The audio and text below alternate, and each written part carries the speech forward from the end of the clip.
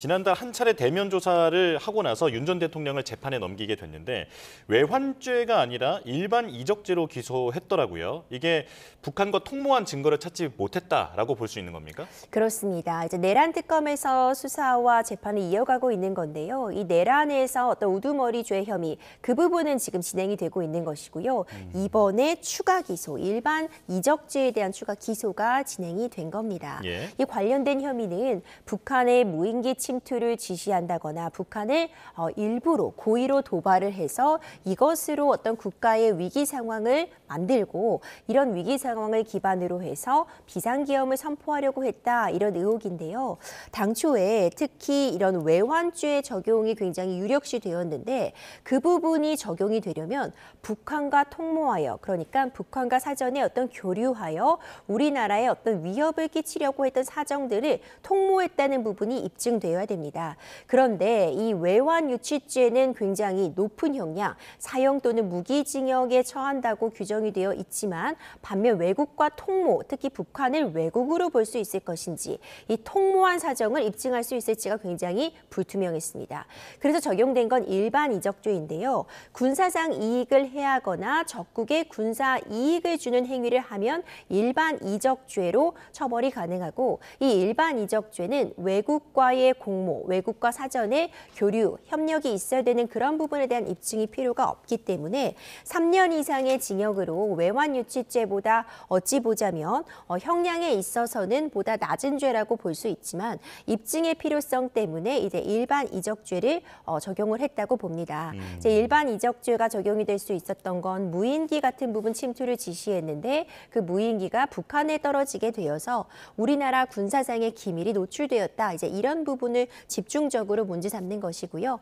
관련한 근거로 지금 떠오르고 있는 것이 새롭게 여인현 전 사령관의 휴대전화와 포렌식을 통해 확인된 메모입니다. 예. 어제 이제 특검 브리핑에서도 이 여러 날에 걸친 이 메모가 공개되었는데 그 메모의 내용에 북한의 어떤 이 휴양지를 공격하거나 아니면 북한 체면이 손상돼서 반드시 대응할 수밖에 없는 무언가를 하라. 적의 무력 시위 시 군사적인 명분이 가능할까?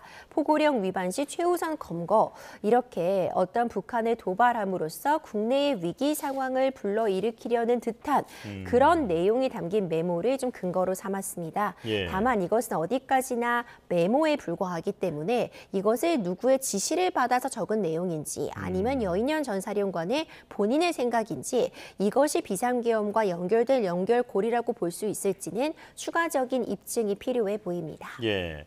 자, 그리고 또 특검이 그 내란 사건 공소장을 변경했다라고 하는데 그러니까 이른바 노상원 수첩을 근거로 2023년 10월부터 계엄 논의가 이루어졌다라고 보고 있더라고요. 이건 어떤 내용입니까? 그렇습니다. 지금 이른바 이 여인현 전 사령관의 그 메모가 지금 새롭게 또 등장을 하고 있는데요. 당초 특검에서는 내란을 언제 처음 기획했는가를 놓고 이제 연말을 보고 있었는데 이 여인형 전 사령관의 메모를 보자면 이보다 훨씬 이른 시점부터 북한을 도발을 지시한다거나 아니면 북한과의 어떤 과정에 있어서 무력 충돌을 유발함으로써 국내 상황을 좀 혼란스럽게 하려는 그런 시도가 보인다는 겁니다. 그런 부분들 때문에 이제 특검 측에서는 이제 공소장에 언제 처음 내란을 공모했는가 그 시점을 2023년 10월로 훨씬 더 앞당겨서 지금 변경을 하고 있는 상황인데요. 이 시점도 굉장히 중요한 의미를 갖습니다. 만약 굉장히 오랜 시간 동안 준비해 왔고 철저하게 계획된 그런 비상계엄이라고 한다면 당연히 그 성격이라던가 처벌에 있어서의 수위도 달라질 수 있기 때문에 중요한 의미를 가진다고 보고요.